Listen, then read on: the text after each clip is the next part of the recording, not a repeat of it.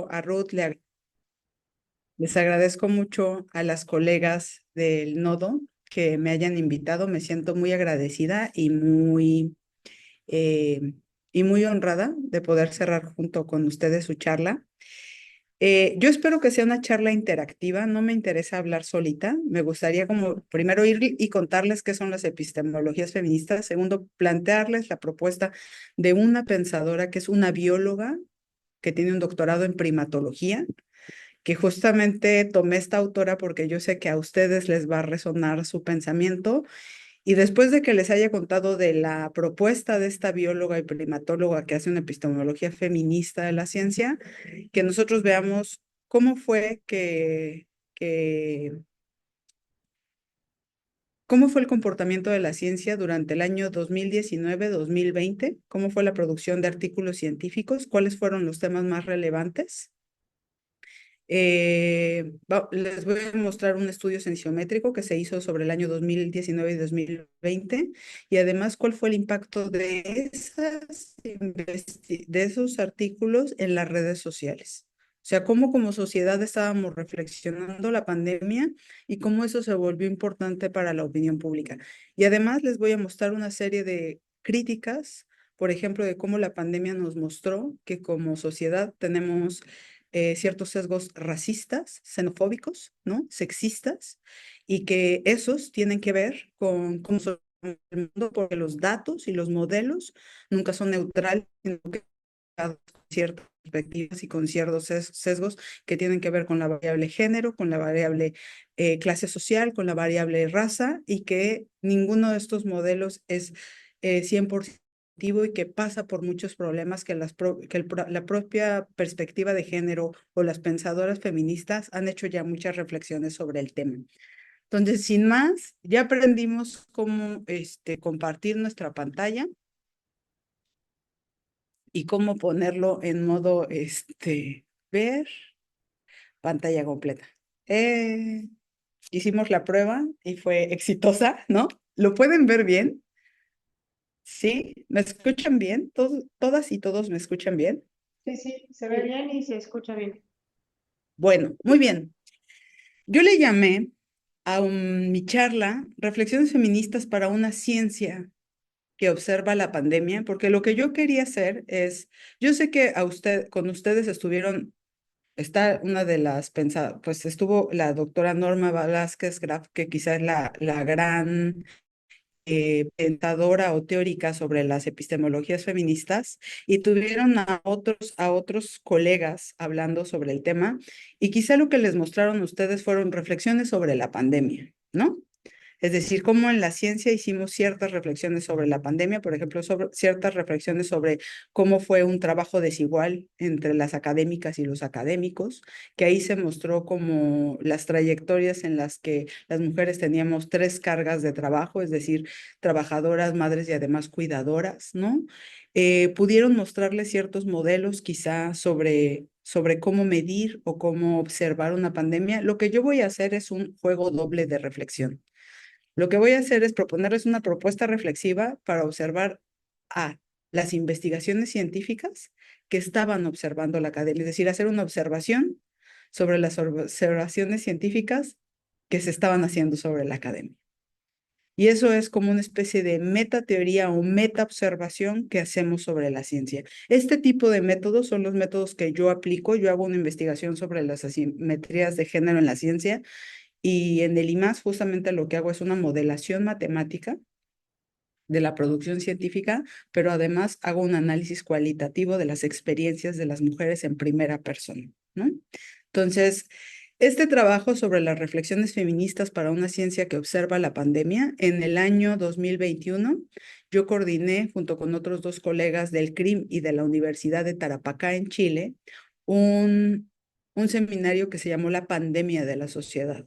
Y lo que hacíamos ahí es que invitábamos a expertos en el derecho, expertos en la educación, expertos en la política, y ellos iban haciendo reflexiones sobre cómo cada uno de estos enfoques o sistemas observaban a la pandemia de forma diferenciada y yo coordiné un dossier que publicó la revista MAD de la Universidad de Chile, que es una revista que está indizada en Easy Web of Science, sobre estas reflexiones desde distintas perspectivas, cómo sistémicamente podíamos ver la pandemia, ¿no?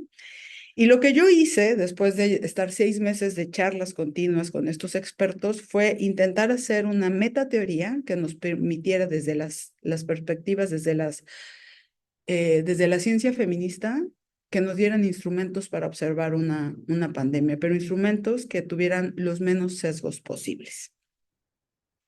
Entonces, bueno, ¿qué son las epistemologías feministas? Este es un texto que publicó el SAGE, que coordinó la primera la primera expositora de este seminario, que se llama Investigación Feminista, en la que reflexionaron sobre las epistemologías feministas, las metodologías y las representaciones, ¿no? En el primer capítulo, Norma Vázquez Graf lo que hace es hablar sobre los temas centrales de la epistemología feminista. ¿Qué significa esto de la epistemología feminista con respecto a otras formas de observar a la ciencia como un fenómeno o una esfera de lo social? Eh, a este tipo de conocimiento, ¿qué es una epistemología? La epistemología es una teoría del conocimiento. Son como estos telescopios, así como tenemos telescopios para observar el firmamento y uno puede ajustar para observar a detalle ciertas cosas. Lo que nosotros hacemos cuando observamos desde las ciencias, desde los estudios sociales, la ciencia, lo que hacemos es que vamos ajustando estos sociotelescopios, ¿no? Que nos van ayudando a ver, por ejemplo, variables que de otra forma no veríamos. Casi todas las teorías sobre las dimensiones sociales de la ciencia, porque la ciencia la construyen grupos de humanos que reproducen sesgos y estereotipos, ¿no? Lo que nosotros vamos observando es como si uno mete variable género a una teoría que no lo tenía, va a observar cosas completamente diferenciadas. Ahora lo vamos a ver con las evidencias que he recuperado para ustedes. Si nosotros metemos la clase social, vemos completamente cosas diferenciadas. Si las entrelazamos y además vemos género junto con clase social, junto con origen étnico y ciertas formas de construir conocimiento o el idioma que construye conocimiento, vamos a ver que no todos pueden acceder a estos productos de la ciencia que explican la sociedad, pero además en mi charla he intentado correlacionar cómo esos productos se pueden observar en la web, pero también cómo estaban sucediendo otras cosas que son muy importantes cuando uno quiere observar una pandemia. Por ejemplo, nuestra relación con los animales y el medio ambiente, cómo las modificaciones que hemos hecho de las relaciones con el medio ambiente y con otros seres humanos y no humanos, pueden enfatizar que una pandemia se dé y se vuelva tan problemática como lo que hemos hecho. Y otra de las preguntas que yo traigo a la charla del día de hoy con ustedes es, ¿qué significa un dato? Porque nosotros sacamos datos todo el tiempo, pero nunca reflexionamos de qué es un dato. El día de hoy yo traigo una reflexión feminista de cómo se construyen los datos y cómo los datos son construcciones sociales que están asociados a la raza, por ejemplo, y al género. Las epistemologías feministas son estas construcciones de pensadoras, de teorías que se hacen sobre la ciencia. Se vuelven sistemáticas o se vuelven un núcleo duro de conocimiento desde los años 70. Una de las preguntas claves que tienen este tipo de pensamientos o de este tipo de teorías, son cómo influye el género sobre los métodos, conceptos, teorías y estructuras de organización de la ciencia. Es decir, si la mayoría de ustedes tiene la formación de biólogos o matemáticos, ¿cierto? ¿O cuál es su formación? ¿Cuál es su formación? Eh, Bueno, de las organizadoras, son Ajá. temáticas, Matemáticas, ¿no? pero Eh, hacemos epidemiología, principalmente. Y de la lista de registrados a la sesión de hoy, sí, sí está bastante variadito, hasta desde profesores, matemáticos, físicos, del área más como de sociales, sí está bastante variado. Ok, Me encanta. Bueno, vamos a tener un diálogo interdisciplinario. Esos me encantan, pero a la hora de las discusiones se pone este, como nutrido, lo cual está bien, ¿no? La idea es que podamos, dice Donna Haraway, una pensadora feminista de la que vamos a hablar hoy, conversar es una tecnología, entonces de eso se trata. Cuando nosotros observamos, por ejemplo, cómo las teorías de conocimiento no han observado el género, podemos ver que intentar tener un seminario con perspectiva feminista es un gran acierto de un instituto de matemáticas, porque una de las variables que no era introducida en los modelos de observación justamente era el género. El estudio de la anatomía, la historia de los anales de anatomía, tienen un prototipo, y ese prototipo son hombres blancos, ¿no? De clase media, que cuando una médica feminista se puso a revisar todos los manuales y se dio cuenta que no había diversidades en los manuales, observó y concluyó que había un sesgo. ¿Qué significa eso? No podemos hacer un modelo cuando solo tenemos un cuerpo objeto unitario y querer como hacer que ese modelo responda a todos los cuerpos, porque no todos los cuerpos van a responder a eso. Por ejemplo, lo que ella descubrió es que cuando se enseñan anatomía, todos los diccionarios o los libros de anatomía tenían un solo cuerpo estandarizado, un cuerpo masculino, y entonces el primer sesgo que pasa es, en los métodos de investigación, tienes un grupo poblacional que no estás tomando en cuenta. Además, una minoría que es mayoría en el planeta, ¿no? Tienes a las mujeres que no están al interior. Pero ¿qué pasa, además, si tú pensemos? Entonces, tomas a su pareja, que es una mujer blanca. ¿Qué pasa cuando haces estudios transculturales, ¿no? Y te das cuenta que ese objeto ideal de tu modelo, que era la mujer blanca, no corresponde con las mujeres racializadas o las mujeres afrodescendientes, ¿no? Que en América Latina al menos, la idea de ser mestizos es más una ficción que una realidad. La población indígena es decir que en México el 10% es la población indígena, hablas más de 10 millones de personas, ¿no? O sea, en términos proporcionales es decir, es la cuarta parte de la población entera de Colombia. O sea, si tú empiezas a dimensionar esos sesgos, es 10 millones, es un país de Centroamérica.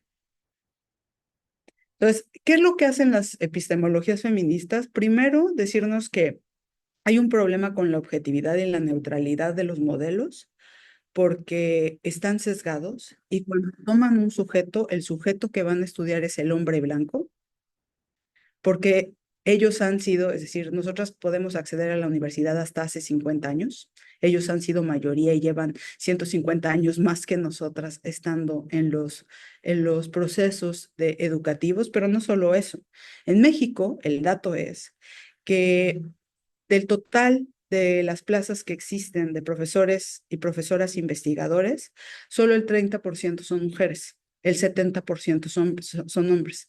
¿Qué implica esto? Mientras que tenemos una feminización de la educación, es decir, más mujeres están accediendo a las universidades, se encuentran con el techo de cristal. Cuando van accediendo hacia los posgrados, hacia los doctorados, los postdoctorados, pero sobre todo al participar por una plaza, se encuentran en desventaja. Si fueron madres, la maternidad es algo que traza la productividad científica y la retrasa y la sostiene en un nivel muy bajo, sobre todo los primeros años de cuando son madres. Eso la literatura internacional lo demuestra.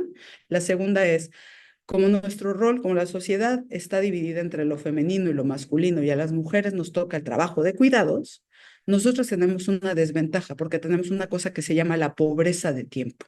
¿Qué significa eso? Que nosotros tenemos mucho menos tiempo con respecto a nuestros compañeros varones para dedicarnos a la investigación, porque nos toca cuidar de nuestros padres, de nuestras madres, nos toca cuidar de nuestros hermanos si están enfermos y de nuestras familias si están enfermos, nos toca cuidar de los niños, pero además la sociedad asume que como somos mujeres, nuestro rol es de ser cuidadoras. Incluso se habla mucho de este problema de que cuando las mujeres están en una relación, maternan a sus parejas y ellas tienen que cumplir con muchas más tareas del cuidado que ellos. Por ejemplo, una de las observaciones que yo he hecho con mi investigación sobre ciencia y género es que las investigadoras de las STEM, de las matemáticas, las físicas, las ingenierías, ¿no? Tienen claro que ellas están en desventaja con respecto a sus compañeros porque saben que están en desventaja en términos del tiempo y del cuidado. Y que si sus padres se enferman, a las que les va a tocar hacer el trabajo de cuidados es a ella frente a sus hermanos, así sus hermanos no se dediquen a la investigación, así se dedican a ser empresarios o cualquiera de estas cosas. Entonces, esas desventajas en la ciencia, por supuesto que tienen evidencias. La evidencia es que en México el 30% son mujeres y el 70% son hombres. El mismo porcentaje tiene el SNI. Yo acabo de hacer una revisión, acabo de escribir un capítulo de un libro y un artículo científico en el que veo las diferencias entre hombres y mujeres y es la misma que se ve en las posiciones.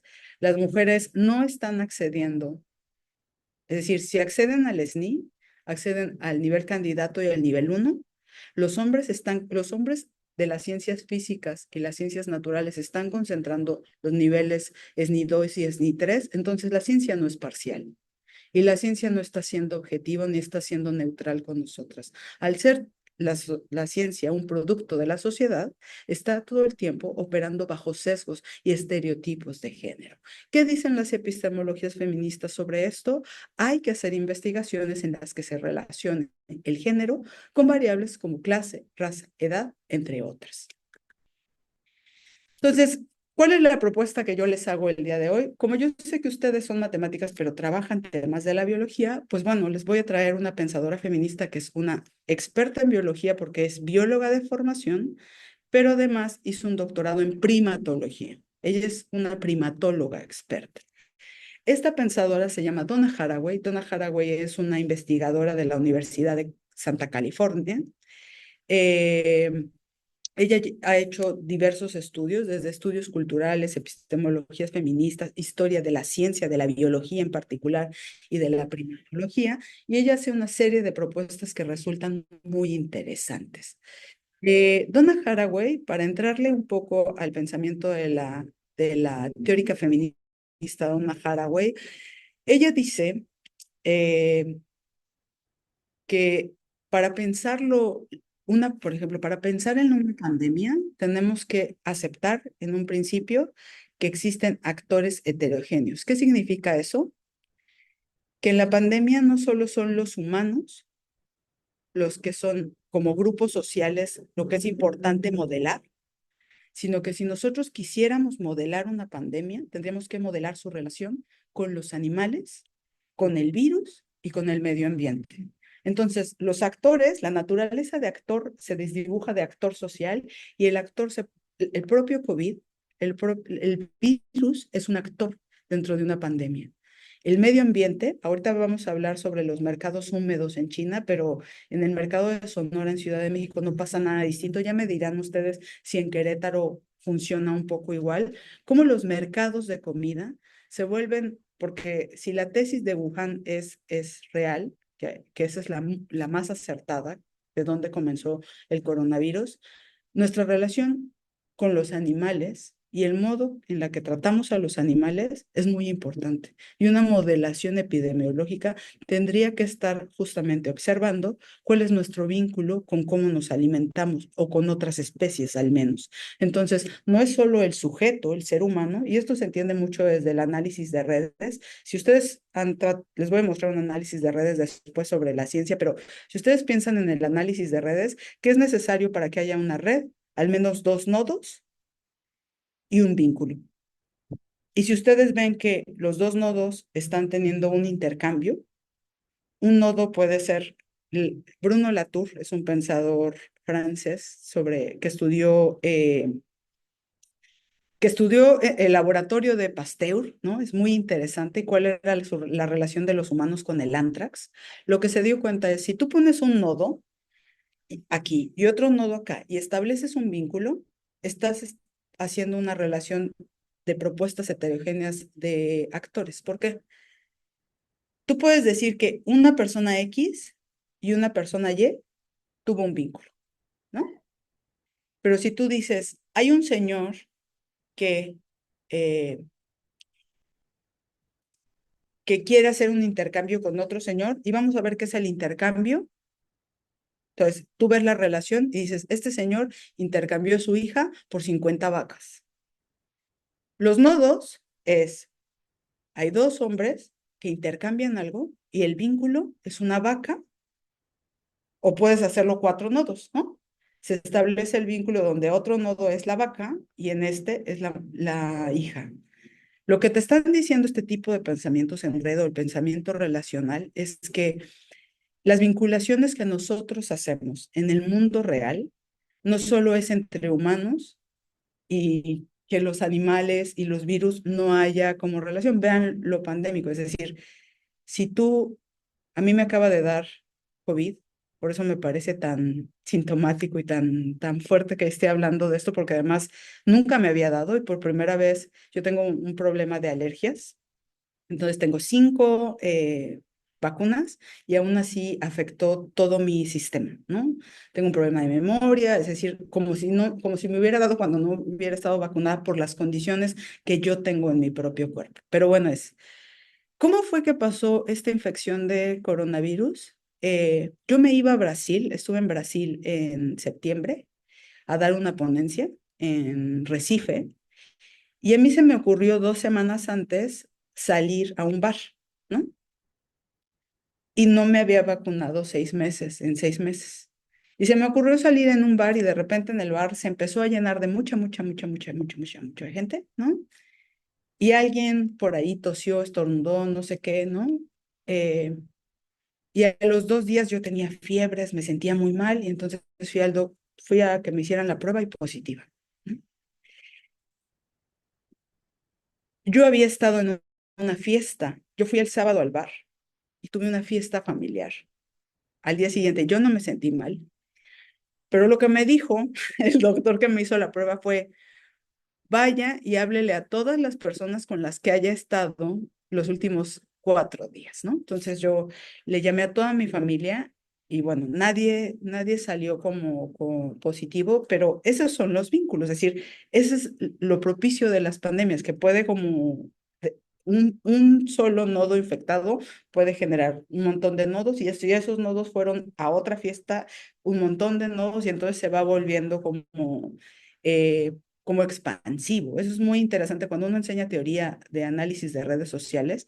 Uno lo hace, yo cuando les enseño a mis estudiantes, les enseño con el SIDA, ¿no? Entonces le digo, a ver, que es, eh, vamos a imaginar que estas dos personas tuvieron un coito y no tuvieron protección, pero luego esta persona tuvo con otras 4 personas y entonces cómo se expande y ellos empiezan a tener certezas de cómo es que funciona un modelo relacional de las propias pandemias, ¿no? Es muy interesante verlo desde esta perspectiva de los actores heterogéneos porque uno de los artículos que más se citó y más fue difundido en redes fue justamente la relación entre dos humanos, pero es una mujer, las mujeres embarazadas y sus neonatos. ¿Cuáles eran las características para que las mujeres embarazadas pudieran contagiar a sus neonatos, ¿no? Del coronavirus. Eso fue de las cosas más investigadas. ¿Y eso hace vínculos entre dos adultos? No, lo que hace son relaciones entre incluso humanos y esto que todavía no se forma como un humano, al menos por la legislación. Eh, el punto de vista de la perspectiva feminista es que el conocimiento no es universal, no hay leyes universales y se lo aplica al propio feminismo. Dicen, ¿cuál es la esencia de ser mujer? ¿O cuál es lo universal de ser mujer? No hay nada, es decir, si entre nuestros propios cabellos nada nos hace iguales, no existe una esencia de ser mujer, por una parte.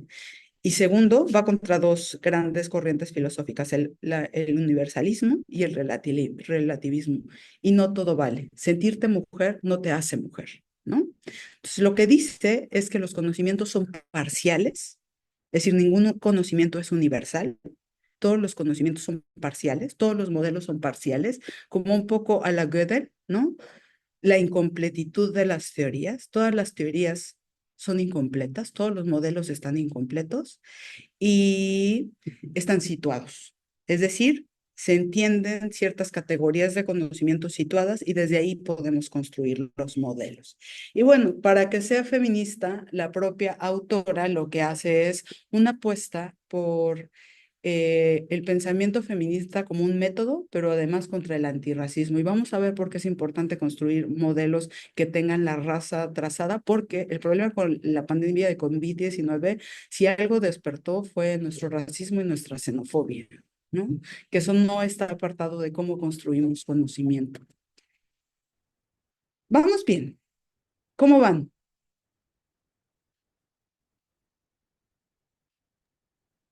Sí, bien, todo bien, doctora. Sí, bueno. Si tienen preguntas, dudas y comentarios mientras voy explicando cosas, incluso les diría, pueden no estar de acuerdo. Aquí es un espacio seguro y se vale no estar de acuerdo, ¿no? Porque estamos, es decir, aquí no estamos haciendo ideología, estamos haciendo reflexiones sobre la ciencia. Se vale no estar de acuerdo. Es completamente válido.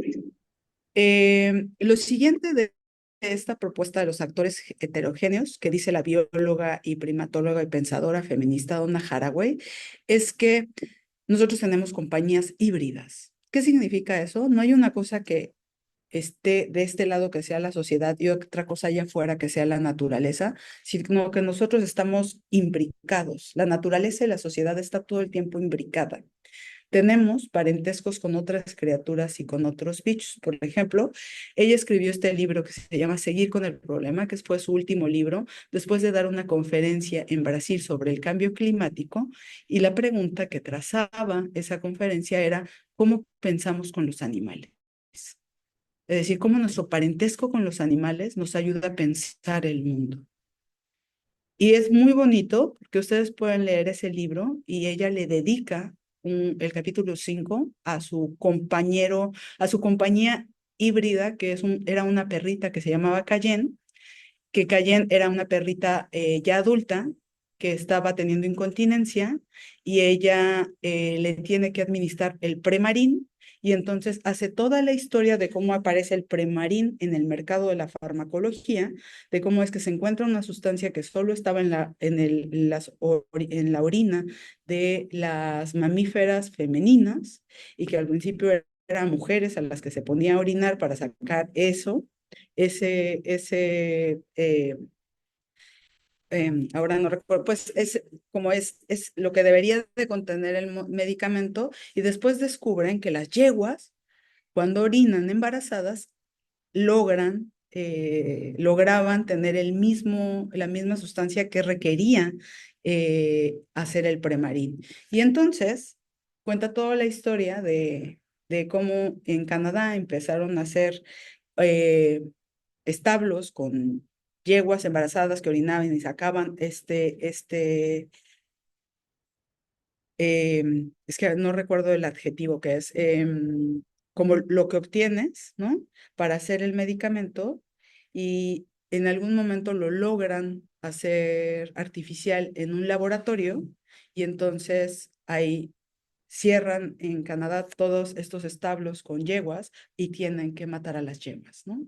Y entonces lo que dice Donna Haraway es que incluso estos medicamentos que tienen que ver con la incontinencia y la menopausia de las mujeres tienen implicados, porque ahora se lo tenía que administrar a su perrita, ¿no? Tienen implicadas historias en las que los humanos y los no humanos nos vamos relacionando todo el tiempo. Ese es un ejemplo que me parece fabuloso. Pensar con los animales es pensar que cuando muchas veces se quiere reconocer si hay un medicamento, una sustancia que sea efectiva en nuestros cuerpos, tienen que ir a ver y probar en no humanos, que son los animales, ¿no? Y estamos tan imbricados todo el tiempo que los animales nos dan la respuesta de si algo va a funcionar o no va a funcionar en cada uno de nosotros. Entonces, esta autora hace una distinción entre humanos y no humanos para estudiar la ciencia y estudiar los modelos científicos, donde la distinción entre naturaleza y cultura no existe como tal, como lo pensamos los que están en ciencias sociales, estarán un poco como, si no conocen estas propuestas, como diciendo, Esta es una propuesta fuerte, ¿por qué? Porque a nosotros nos enseñan que una cosa es la naturaleza y otra es la cultura. Y que existen ciencias duras que estudian la naturaleza y existen ciencias blandas que estudian la cultura, ¿no? O sea, las ciencias duras estudian la naturaleza y nosotros estudiamos, yo como socióloga debería de estar en un instituto de sociales y no de matemáticas aplicadas y haciendo modelación matemática, ¿no? Porque no, no estoy formada en las ciencias duras. Bueno, yo lo que les puedo explicar es que esa distinción está autoincidida y que yo puedo estudiar ambas cosas. Puedo modelar matemáticamente la producción de los científicos, pero también puedo observar cualitativamente cómo es las experiencias de las mujeres. Y puedo observar cómo estas mujeres producen conocimiento y se relacionan con el entorno y que esos entornos son desiguales, ¿no? Y justamente llega a este tercer punto de las compañías híbridas heterogéneas, y es que la producción de conocimiento, si nosotros lo pensamos en términos de análisis de redes sociales, no todos los nodos valen lo mismo. Si ese nodo es blanco, hombre, de clase media, ¿no? Va a tener un peso desigual frente a cualquier otro nodo. Esos nodos, ellos le llaman el punto de vista, es decir, la ciencia se ha construido desde un canon masculino, no solo porque no solo porque ellos son mayoría y han estado más tiempo, sino porque las propias distinciones conceptuales de teorías y métodos han estado escindidas entre lo femenino y lo masculino en el método científico y en la ciencia moderna tiene más peso que lo femenino, porque es la naturaleza. Ahora estoy en Mérida, acabo de dar una charla a las 8 de la mañana en la ENES, ¿no? Una charla magistral. Y es muy interesante cómo un estudiante estaba sumando, y cuando yo le decía esto, me decía, y entonces por eso le llaman la Pachamama, y la naturaleza es femenina y podemos pensarla como un objeto a ser controlado y dominado. Y yo les decía, sí, las epistemologías feministas han demostrado que en las metáforas que utilizaron desde Bacon hasta la mecánica para hacer la forma de construir conocimiento, la mecánica desde la física cuántica, o sea, la idea de la mecánica, cuando Bacon estaba intentando dar la descripción sobre la relación con la naturaleza, había una sensibilización que era femenina, pero cuando nosotros queríamos observar aquello que era nuestro objeto, que es el mundo natural, su naturaleza era femenina. Y entonces tendríamos que controlarla, teníamos que dominarla, ¿no? Porque era un valor masculino.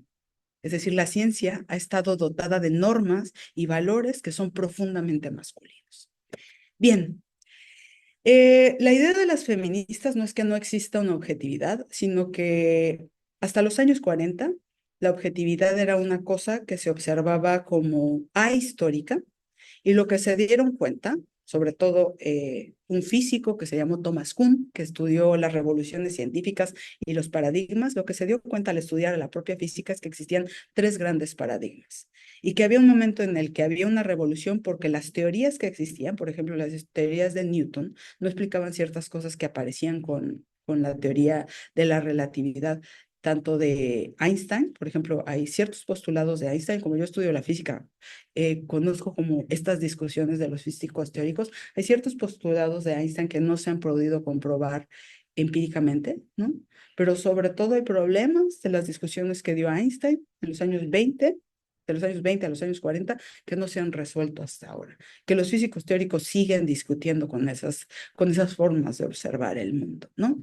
La objetividad feminista entonces propone que nosotros reconozcamos que todos los conocimientos son parciales, es decir, incompletos, y que todos son situados. ¿Qué significa eso? Que el hombre blanco de la anatomía no puede explicar a todos, no puede explicar ni a todos los hombres, pero mucho menos a las mujeres, ¿no? Eso es lo que está diciendo. Que lo que no observamos cuando observamos la ciencia, porque al observar la ciencia que construye modelos sobre la epidemiología, lo que no observamos es que hay un privilegio, y ese privilegio es la posición no marcada del hombre blanco. Ella hace una investigación sobre el Museo de Historia Natural de Nueva York y lo que descubre es que aquello que quisieron exhibir como la naturaleza era un proyecto educativo de Theodore Roosevelt que era interseccional, que era hacer un proyecto educativo en el que se bajaran las tasas de mujeres embarazadas, de mujeres migrantes no blancas, que había un, eh, un colectivo de empresarios que estaban soportando el museo y hicieron el segundo congreso sobre eugenesia, que fue el padre de la primatología americana, el que llevó a cabo este segundo, es decir, fue uno de los partidarios de, de este segundo congreso sobre la eugenesia que se realizó en el Museo de Historia Natural de Nueva York, bajo el auspicio de Theodore Roosevelt y de una clase política y de una élite en Estados Unidos, ¿no? Y lo que empezaron a demostrar es que como ellos ponían en los dioramas al primate, no era como funcionaban las poblaciones de simios en la naturaleza. Es decir, ponían a un simio joven y muy vital, y luego a una simia femenina, y luego ponían a simios pequeños. Esa es una representación de la familia judeocristiana heterosexual patriarcal que no funciona con las poblaciones. Y ese proyecto educativo era lo que se exponía en los dioramas, como una naturaleza, pero una naturaleza que estaba construida, porque además iban a África en los safaris, y mientras que sucedían revueltas en Tanzania, National Geographic lo que plasmaba por primera vez nuestra relación con la naturaleza es a Jane Goodall, que se da la mano con un primate. Pero lo que no mostraba, porque eso es lo que mostraba el conocimiento y un proyecto educativo, pero lo que no mostraba es que hicieron una extracción en África, hicieron un saqueo de esa zona, era la matanza de los animales para ir a exhibirlos en un museo de Nueva York y darle peso a la taxidermia y a ciertos discursos que no eran totales, eran parciales, donde las personas racializadas, es decir, en Tanzania, mientras Jane Goodall se toma esa fotografía, había rebeliones que jamás fotografió National Geographic, porque si National Geographic hubiera querido ser menos imparcial, hubiera dicho que mientras Jane Goodall por primera vez tocaba un chimpancé, en Tanzania había un problema de revuelta política por un tema del hambre, ¿no? O sea, eso es lo que demuestra Donna Haraway, y a mí me parece muy importante que nosotros pensemos esto en claves feministas, porque lo que intenta hacer Donna Haraway con el libro del patriarcado del osito Teddy es desmontar un proyecto colonialista, racista y sexista de la ciencia. Que la ciencia, cuando muestra productos, nunca es imparcial, que tiene ciertos sesgos de género, que tiene ciertos sesgos de posiciones geopolíticas, ¿no? Y que es racista, porque no hay nada más racista que decir que echémosle la culpa a los chinos y todas las políticas migratorias que hubo después de la pandemia. No hay nada más racista que eso. Decir que su consumo de animales, que del consumo de animales de los chinos fue que nosotros tuvimos el problema. Y la relación con, ya apareció alguien en el chat, que maravilloso. No me parece, a ver. Nos quedan 5 minutos. Bueno, eh, es una pena. No sabía que tenía tan poco tiempo. Voy a intentar como sintetizar. Eh, la idea de Donna Haraway es que el conocimiento y la biología están situadas y no son naturales, que incluso el sexo y el género son categorías que no están fijas, ¿no? Que todos participamos del... Ay, no puedo quitar esto. Que todos participamos del genocidio del planeta de humanos y no humanos, y que el feminismo tendría que imaginar y cuidar otros mundos posibles. Entonces, ahora sí voy como a la evidencia, ¿no? Les voy a recomendar mucho a ustedes que hacen modelos matemáticos este libro que se llama Data Feminism, en el que dos investigadoras que se llaman Catherine de Ignacio y Lauren F. Klein lo que hacen es describir cómo la noción y el concepto de datos que apareció en el siglo XVIII está estrechamente relacionado con los conceptos de género y de raza. Y que las investigaciones que se hagan de las modelaciones sobre pandemias, pero también sobre cualquier otra cosa que utilice datos, tiene que ser interseccional, ¿no? Y ellas lo que van mostrando es como la dimensión de los datos termina reproduciendo ciertos problemas del racismo y del sexismo que vemos hoy en la ciencia de datos, ¿no? Y que no son absolutamente nuevos, que aparecieron en el siglo XVIII. Entonces, después ellas cuestionan qué es lo que se debe de convertir en un dato, y ellas de lo que hablan es que hay un privilegio y un poder de aquellos que operan los datos en este momento de la historia y desde el siglo XVII, ¿no? Que se utilizó el concepto dato para complementar ideas, conceptos como evidencia y hecho, identificar cómo la información como data puede tener un principio retórico, es decir, que la ciencia también intenta convencer con sus propios resultados. Bueno, este es un artículo que publicaron en una revista española sobre la información y se llama Análisis métrico de la producción científica sobre COVID-19 en Scopus, y toma 2 años, 2019 y 2020. ¿Por qué tomé este artículo? Porque hay una cosa que se llama Saibal, que es una plataforma de Scopus que ya te hace este tipo de mediciones. Ellos lo que hicieron fue, no, pero las otras 2 tablas lo bajaron automáticamente de Saibal. ¿Qué es lo que demuestran este autor, Roelvis Ortiz Núñez, del Instituto de Información Científica y Tecnológica de Cuba? Bueno, primero, ¿cómo fue que se produjo conocimiento? Es decir, todas aquellas que nosotros tomamos como decisiones, la toma de decisiones está basada en datos. Por eso las carreras de ciencias de datos se vuelven tan importantes, porque te dan una evidencia para poder tomar decisiones. Lo que él se dio cuenta es que había del año 2019 y 2020, para un tema como era el coronavirus, 2.615 publicaciones en Scopus, que 1.939 se necesitaba para pagar para acceder a ellas, y solo 676 eran de acceso abierto. ¿Qué significa? Que aquí tenemos casi 3 veces información importante sobre la producción de lo que se dice de la academia, que es que se necesita pagar para acceder a él.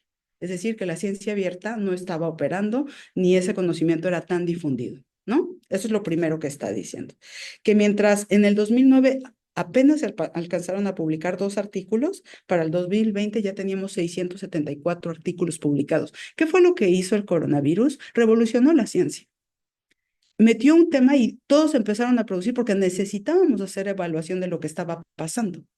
Y necesitábamos tomar decisiones con respecto a evidencias, o al menos eso se creía que hacían los modelos matemáticos, ¿no? Entre los temas, esto lo que es un análisis de redes que está graficado con Voz Viewer, y lo que hacen es un análisis de copalabras, ¿no? Este análisis de copalabras lo que hace es meter un índice de similaridad. Entonces recupera todos los títulos y todos los resúmenes de los artículos, y lo que hace es ver cuántas veces ocurre una palabra con la otra, y dependiendo de eso se le asigna un peso y se van haciendo se muestra un patrón de asociaciones entre las diadas, ¿no? Entonces, ustedes pueden ver que aquí aparecieron una serie de términos, ¿no? Podemos ver al menos 3 colores o 4 colores muy como claramente. El que tiene que ver con el azul, los pacientes, hospitales, prevalencia, fatiga, características crónicas, ¿no? Contacto cercano. Tenemos el que tiene que ver con el coronavirus, que tiene que ver con tratamiento, drogas, uso, vacunas, SARS, pandemic, respuesta, humanos, ¿no? Tenemos uno que tiene que ver con números, modelos, casos confirmados, regiones, Japón, individual, Canadá. Es decir, tenemos este que es el verde, y tenemos el que está abajo de su lado izquierdo. Bueno, es mi lado izquierdo, que es el morado, que tiene que ver con los intereses y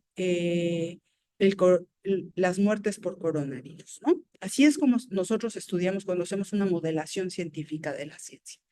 Después hay dos artículos que me parecen muy relevantes hablar con ustedes como de forma somera. El primero es el artículo más citado, que tiene que ver con con las muertes por coronavirus y se publicó en el British Journal, ¿no? Y este British Journal lo que tiene de característica es que es para médicos de cabecera y es de atención primaria, ¿no? Es el que más citas tiene, pero en términos de lo que sucede en las redes sociales y la opinión pública es que tiene 2,117 tweets y tiene 1,742 compartidos o likes y comentarios en Facebook. El artículo, que es el tercero, que es el que tiene más en social media, que tiene 24,000 de su lado derecho, es un artículo que tiene que ver con las características clínicas eh, de la relación intrauterina, de la transmisión potencial de las mujeres embarazadas, ¿no? Y entonces este artículo, que además es la relación entre mujeres y sus no natos, es de autores chinos, vean qué interesante, es de autores chinos, una serie de autores solo chinos que querían evaluar las características de mujeres embarazadas que transmitían por una transmisión vertical intrauterina. Tuvo 24,727 menciones, 14,828 compartidos en Facebook y 9,899 tweets. Eso habla de la ciencia. Pero ¿qué pasó con nosotros como sociedad cuando sucedió la pandemia? Yo no sé si ustedes recuerdan el caso de Floyd. Floyd es una persona, sí voy a terminar en tiempo. George Floyd es un hombre afrodescendiente que sale durante la pandemia y se supone que está en la calle, pero además están filmando lo que está pasando y la policía de Estados Unidos lo detiene, ¿no? Y lo detiene y le hace un arresto que además es ilegal porque él no estaba haciendo nada. Y entonces cuando lo detiene, lo inmovilizan y entonces él les está diciendo todo el tiempo que no puede respirar, ¿no? Y es un abuso policial porque la policía en plena luz del día, una cámara filmando, es decir, termina con su vida, lo matan, ¿no? Por un tema de racismo, ¿no? Y entonces fue uno de los casos más sonados porque, es decir, este caso es emblemático de todo lo que estaba sucediendo. Este caso es emblemático porque tiene que ver con cómo como sociedades, ¿no? Ciertas historias y ciertos cuerpos se vuelven más relevantes que otros, porque si hubiera sido un hombre blanco no hubiera sucedido, ¿no? Habla con todas las expresiones incluso que tuvimos de indignación con respecto a este caso en específico. Y en México, no les voy a contar como mucho más porque quizá puedan debatirlo ustedes, fue justamente la forma en que se midieron, en la que se midió diariamente el número de contagiados y de decesos. ¿Qué sucedió? Nosotros nos quedamos en casa, los que pudimos, porque además quedarse en casa es una práctica que solo algunos pudieron como respetar. Y cada día a las 7 de la noche, nosotros estábamos expectantes desde nuestro encierro cuáles eran los datos que se daban. Los datos han sido ampliamente criticados, ¿no? Yo no voy a contarles algo que ya sabemos y que hay muchas evidencias de que la forma de medición no era la indicada y han salido muchos artículos en los que han como hecho una valoración y han dicho que no era la forma en que se tenía que no era la forma el modelo de medición adecuado para lo que estaba sucediendo en nuestro país. Pero no solo eso, la comunicación en términos de lo que teníamos que hacer no era clara. Una instancia de gobierno decía una cosa y otra instancia a las 7 de la noche salía y decía la cosa completamente distinta, ¿no? Las feministas lo que hicieron fue hacer este movimiento de nosotras tenemos otros datos, porque nosotros teníamos el dato de el número de contagios y de decesos, pero no nos daban los datos sobre la violencia intrafamiliar que estaba representando estar encerrados con nuestras familias, el secreto familiar que tiene que ver con los abusos sexuales y los abusos que se tienen cuando una familia está encerrada. Esos son los datos que no eran relevantes para un gobierno que salía a las 7 de la noche a decir algo. Estos movimientos y estas expresiones también Nos están hablando de cómo está operando la sociedad, que el modelo, al menos que nosotros vimos, estaba sesgado por muchas formas, pero en una en particular era porque no estaba retomando los fenómenos de la violencia de género como algo importante para detectar en la modelación, ¿no? Voy a terminar con una cita de Donna Haraway de su libro Seguir con el problema, porque me parece una cita fabulosa, no solo porque está bien escrita, sino porque nos ayuda a reflexionar. Importa qué materias usamos para pensar otras materias. Importa qué historias contamos para contar otras historias. Importa qué pensamientos piensan pensamientos. Importa qué conocimientos conocen conocimientos. Les agradezco mucho la invitación, les agradezco su tiempo. Un poco que fui lenta a la hora de empezar a explicar, pero creo que fue bueno porque pude darles como las bases y pude mostrarle cómo se observa cuando se observa una pandemia. Muchas gracias. Muchas gracias, doctora Liliana. Sí, el tiempo a veces se nos pasa bastante rápido, pero le agradecemos mucho pues haber cubierto pues su plática en este tiempo que le pudimos dar. Ahorita pasamos a la sesión de preguntas. No sé si tenemos tiempo para una, perdón. Entonces, si alguien en el público, tanto presencial como virtual, gustan hacer una pregunta, con toda confianza pueden levantar la mano o abrir el micrófono sin problema.